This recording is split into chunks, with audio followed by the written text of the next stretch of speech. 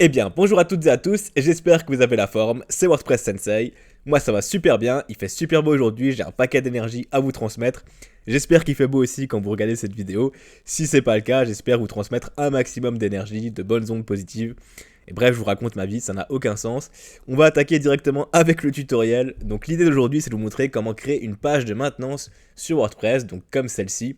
Vous allez pouvoir du coup indiquer un titre, mettre une image de fond, et voilà, juste pour indiquer que le site est en construction ou qu'il est en maintenance et qu'il va bientôt réouvrir avec potentiellement voilà, une date ou ce genre de choses. Donc c'est tout simple, on va mettre ça en place très très facilement avec un plugin gratuit qui s'appelle Maintenance. Il y en a beaucoup qui existent, hein. Du coup vous tapez Maintenance ou Construction, il y a énormément de plugins qui ont été créés là-dessus. Maintenant, je l'aime bien parce qu'il est vraiment facile à mettre en place, il est très rapide à paramétrer, et vous avez votre page de maintenance fonctionnelle qui est très très vite mise en place et très très vite créée quoi. Mais avant ça, du coup, si vous êtes nouveau ou nouvelle ici, je vous présente rapidement la chaîne. Donc l'idée de cette chaîne, c'est vous transmettre un maximum de valeur sur WordPress. Donc je suis à mon compte en tant qu'expert WordPress depuis plusieurs années maintenant. Et j'adore la transmission de savoir. Donc j'ai créé cette chaîne pour aider tout simplement la communauté WordPress ou les gens qui débuteraient sur WordPress pour créer leur site web enfin, le site web qu'ils souhaitent créer, ou tout simplement apprendre des compétences sur cet outil-là qui est formidable pour potentiellement les proposer à des clients et vous lancer en freelance ou que sais-je encore. Donc voilà un peu l'idée de cette chaîne. C'est une chaîne interactive, donc si vous avez des idées de vidéos, n'hésitez pas à me les proposer en commentaire ou à m'envoyer un email. Vous avez mon email directement dans la section à propos de la chaîne YouTube. Je réponds vraiment à tous les commentaires et à tous les emails, donc n'hésitez pas, même si vous avez un problème sur WordPress, ça sera avec plaisir du coup de vous aider. Bref, parenthèse close, donc merci d'être de plus en plus nombreux, on est quasiment 900, donc ça fait plaisir de voir que les vidéos servent à quelque chose, et voilà, vous êtes de plus en plus nombreux à m'écrire aussi, donc ça me touche beaucoup. Donc on attaque avec la vidéo, donc on va, comme d'habitude, se rendre dans l'onglet extension, ajouter une extension, vous tapez maintenance, et vous allez tomber directement sur ce plugin là. Vous voyez qu'il est bien noté, qu'il a été beaucoup téléchargé, qu'il est compatible, voilà, et qu'il est régulièrement mis à jour. Donc on va directement cliquer sur installer et l'activer comme d'habitude. N'hésitez pas à en tester d'autres hein, si vous le souhaitez. Là je vous montre celui-là dans cette vidéo, mais globalement c'est à chaque fois les mêmes paramètres plus ou moins. On va l'activer. Et maintenant que vous l'avez activé, vous pouvez directement aller dans l'onglet maintenance ici. Vous cliquez sur setting ici, ça va aller directement dans la même section. Donc il y a plusieurs offres avec ce plugin là premium hein, qui vont pas nous servir dans cette vidéo. L'idée de cette chaîne c'est aussi de vous montrer pas mal de choses, pas mal de plugins gratuits, et voilà, pour tout simplement vous faire économiser un maximum d'argent. C'est aussi un peu la philosophie de WordPress hein, en général, et de cette chaîne. Si vous pouvez le faire gratuitement, bah faites-le gratuitement, pas besoin de payer 10 000 plugins. Et donc, une fois que vous l'avez activé, attention parce que vous avez directement la page qui est en on, donc vous avez une petite preview ici. Vous allez pouvoir du coup voir à quoi ressemble cette page de maintenance. Et si vous allez sur votre site web, c'est normal que la page de maintenance ne s'affiche pas. En fait, elle s'affiche uniquement si vous n'êtes pas connecté à WordPress, ce qui vous permet tout simplement de continuer à modifier votre site web sans avoir... Enfin, vous avez tout simplement accès à votre site web sans que les autres n'aient accès au site web. C'est un peu le principe. Si je clique sur off ici, que je save, j'enregistre le paramétrage, la page ne va plus être enfin le site ne va plus être en maintenance. Donc voilà, le jour où vous voulez mettre la page en maintenance en ligne, vous avez juste à cliquer sur on ici et à sauvegarder. Et donc pour voir la page, vous pouvez cliquer sur preview ou aller directement en navigation privée en rentrant votre URL. Donc là, si je vais en navigation privée et que je vais directement sur le site web, vous voyez que la page de maintenance est bien activée. Si vous voulez être sûr que le plugin fonctionne, vérifiez quand même avant de cette façon-là. Donc d'abord, on va pouvoir sélectionner un titre de page. Donc si je retourne sur ma page de maintenance, en fait, ça c'est le titre qui est affiché en haut. Donc dans l'onglet de votre navigateur, c'est la meta title en fait, hein. Donc c'est ce qui est aussi affiché sur les moteurs de recherche. Alors théoriquement, votre site ne va pas être indexé, ou enfin en tout cas pas en maintenance, ou si c'est le cas, du coup ça sera avec ce titre là. Donc attention à mettre quelque chose de cohérent quand même. Maintenant voilà, l'idée c'est que, enfin moi ce que je vous recommande c'est d'optimiser le SEO avant d'indexer votre site web si c'est un nouveau site. Donc n'indexez pas votre site en maintenance, faites attention à ça. D'ailleurs, il me semble qu'il y a peut-être une option, je suis même pas sûr à ce niveau-là. Non, je crois pas. Si, configure SEO. Avec la version pro, on peut choisir, à mon avis, de désindexer de désindexer la page, mais avec la version gratuite pour le coup, c'est pas le cas. Sinon vous pouvez toujours aller dans réglages, lecture, hop, et bien cocher cette case là, demander au moteur de recherche de ne pas indexer ce site web là. Donc là vous pouvez mettre le titre que vous souhaitez, donc par exemple site en construction,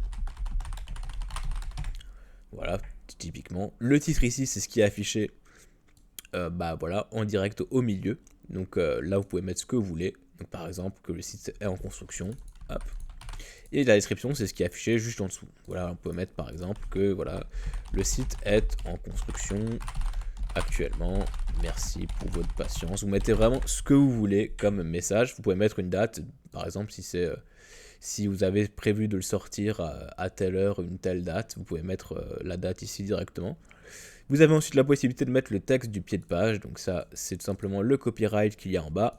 Vous pouvez laisser ça. Théoriquement, ça récupère le nom du site web et l'année actuelle. Et ce qui est affiché du coup en haut, c'est le titre du site que vous pouvez paramétrer dans Réglages général ici. Vous avez le titre du site, c'est ce qui est récupéré par le plugin qui est affiché ici. Donc si vous voulez le changer, c'est ici que ça se passe. Et ensuite, ça c'est des options, la plupart pro, donc ils vont pas en servir à grand chose. Et là, tout en bas, on a la possibilité d'activer ou pas l'option pour se connecter directement depuis la page de maintenance. Donc là, si je vais sur ma page, vous voyez qu'on a un petit cadenas ici qui nous permet de se connecter directement à WordPress. Donc moi, ce que je recommande, c'est de désactiver tout simplement cette option. Comme ça, ça évite d'avoir ce cadenas et vous vous connectez comme d'habitude avec le /wp-admin. Ça change pas. Hein. Ça change pas pour le coup. Ensuite, on a plusieurs thèmes qui sont proposés. Ça, c'est avec la version payante. Et si je descends tout en bas, on va pouvoir paramétrer le design de la page. Et donc, on peut déjà choisir si on active la compression des images. Ça sert pas à grand chose, honnêtement, sachant qu'en plus, il n'y a qu'une seule image probablement qui va être affichée sur la page, voire deux si vous mettez un logo. Donc là, vous pouvez choisir de mettre un logo. Vous pouvez téléverser votre logo. Par exemple, je vais mettre celui de la chaîne YouTube. On peut choisir une largeur et une hauteur à ce logo là. Donc là par exemple si je sauvegarde et que je retourne dessus, hop, pardon, vous voyez que ça a mis le logo à la place du titre du site. Donc là c'est vous qui voyez hein, si vous souhaitez mettre le logo ou le titre. Ensuite on peut choisir un logo en Retina, ça c'est pour les écrans Retina, donc en général le logo fait 2 fois la taille du logo normal. C'est vous qui voyez si vous voulez mettre cette option en place ou pas, c'est optionnel hein, comme dit. Vous pouvez mettre une image de fond, donc l'image de votre choix, automatiquement c'est celle-ci, mais voilà si vous voulez en téléverser une autre, vous pouvez juste la glisser ici et ça va changer l'image de fond. Ensuite on a la possibilité de mettre aussi une image de preloader, ça c'est au chargement. Donc là si j'actualise, vous voyez qu'il affiche une petite image, là une petite roue dentée. Donc là ça dépend si vous voulez mettre une image lors du chargement de la page ou pas. Ça c'est quand du coup le device est en mode portrait, on peut choisir, donc quand le support est en mode portrait, on peut choisir une autre image. Honnêtement c'est rarement fait, donc je vous conseille de tout simplement laisser l'image de fond et ça va automatiquement, logiquement, relativement bien s'adapter. On peut choisir une couleur de fond, donc ça c'est si vous n'avez pas choisi d'image. La couleur du texte, la font color, donc là automatiquement c'est en blanc. Ça c'est pour le bloc de connexion qu'on a enlevé tout à l'heure. On peut choisir la couleur de fond.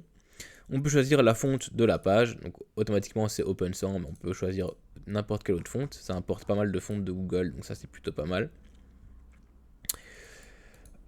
Et ensuite on peut choisir, si on change le fond en le rendant légèrement flou.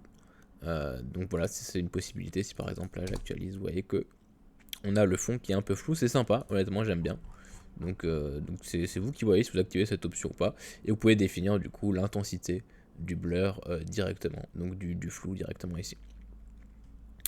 Ensuite on peut connecter directement un compte Analytics avec la propriété, l'ID de la propriété. Ça sert si jamais vous voulez traquer le nombre de personnes qui arrivent sur cette page de maintenance. Ça c'est plutôt pratique d'avoir directement cette option dans le plugin. Donc voilà, vous pouvez le mettre directement ici, ça va faire le lien avec Analytics. Donc là vous aurez uniquement des statistiques sur cette page là évidemment et pas sur les autres pages de votre site. Mais ça peut être sympa si vous voulez traquer du coup, si par exemple vous partagez le lien avant que votre site ne soit créé, et que vous mettez par exemple un formulaire ici d'inscription à une newsletter, ce que vous pouvez faire, hein, en mettant par exemple un shortcode contact form set directement dans la description ici, bah, ça va automatiquement afficher le formulaire de contact form directement ici. Donc ça peut être sympa de traquer bah, combien de personnes naviguent sur la page de construction et combien de personnes du coup s'inscrivent à la newsletter derrière. Ça vous permet de faire un ratio et d'avoir un taux de conversion.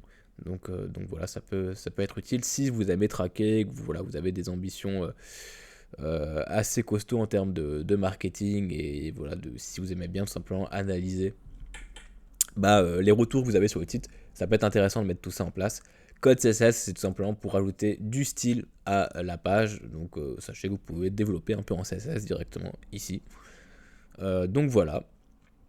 Et après, on peut choisir d'enlever certaines pages du mode maintenance si vous voulez quand même les rendre accessibles malgré la maintenance activée.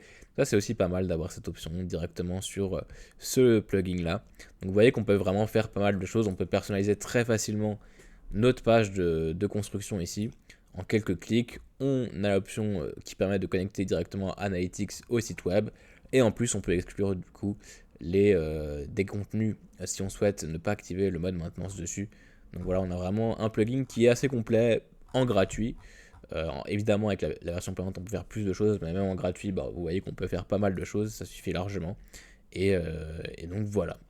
Donc j'espère que cette vidéo vous aura plu. Évidemment, le jour où vous voulez réactiver votre site web, vous avez juste à cliquer sur Off ici, hein, cliquer sur Sauvegarder, ça va désactiver le mode maintenance, ou alors tout simplement désinstaller l'extension. Ça sert à rien de la laisser sur votre site web si vous activez plus le mode maintenance sur votre site. Voilà, j'espère que cette vidéo vous aura servi. N'hésitez pas à la liker, à la partager comme d'habitude, à la commenter si vous avez des questions ou si vous avez des suggestions de vidéos. Bah voilà, n'hésitez surtout pas, je réponds à toutes les questions en commentaire, en email, et j'hésite pas aussi à tourner une vidéo. Là, la dernière vidéo qui n'est pas encore sortie mais qui va sortir, ça a été une suggestion d'un commentaire. Donc voilà, comment mettre en place un bandeau de cookies. Donc voilà, n'hésitez surtout pas si vous avez des idées, c'est avec plaisir que je vous aide et que je tourne les vidéos adéquates. Donc merci d'avoir regardé cette vidéo jusqu'au bout. Je vous souhaite une très bonne journée, une très bonne soirée en fonction de l'heure à laquelle vous avez regardé cette vidéo. Puis moi je vous dis à très bientôt pour une prochaine astuce, un prochain tuto sur WordPress. Bye bye.